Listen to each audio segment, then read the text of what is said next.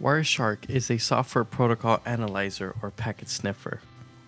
In this homework assignment, Wireshark will be used to capture and analyze local ICMP data and capture and analyze remote ICMP data. In step 1, the command prompt command ipconfig is used to retrieve the PC's IP address and its MAC address.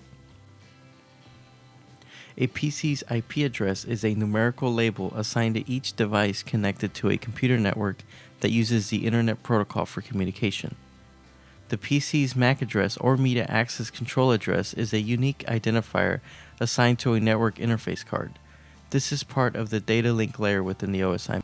In step 2, we will open the Wireshark software to start capturing data. The capture interface we're using is the Ethernet connection on the PC.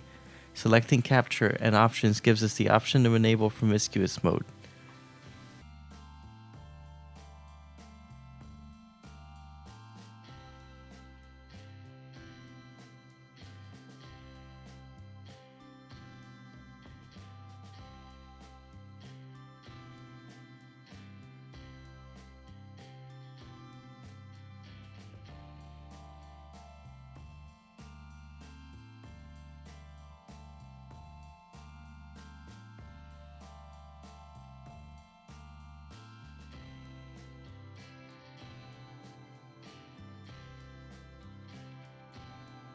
Using Ethernet, the capture can now start.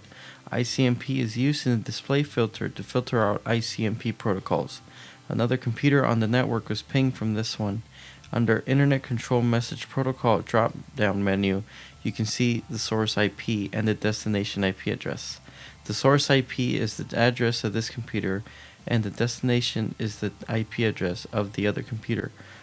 Under Ethernet, the source MAC address is seen. In examining MAC address of my PC interface, it is seen that the MAC address does indeed match the one shown on Wireshark. The destination MAC address in Wireshark also matches the MAC address used on the destination laptop in the same network. The MAC address of the ping PC is being obtained through an ARP request, short for Address Resolution Protocol.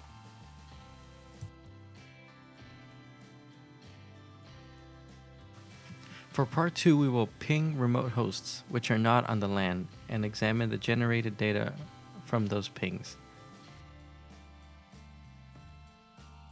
While having Wireshark actively capturing data, 3 websites are pinged: yahoo.com, cisco.com, and google.com. The translation of the URL to an IP address is visible. This is done through the DNS server. Now what we are going to do is start capturing data in Wireshark as we ping the 3 websites.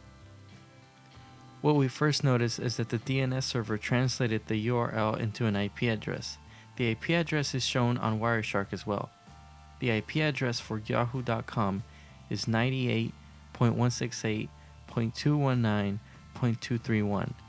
The IP address for cisco.com is 23.75.7.244, and the IP address for Google is 216.58.217.196. What is significant is that the MAC address is the same for all 3 locations. The difference is because a ping to a local host returns the MAC address of the PC's NIC, but a ping to a remote host returns the MAC address of the default gateway. Further explanation of this is that the MAC address of a remote host is not known to a local network, so instead the MAC address to the default gateway is shown.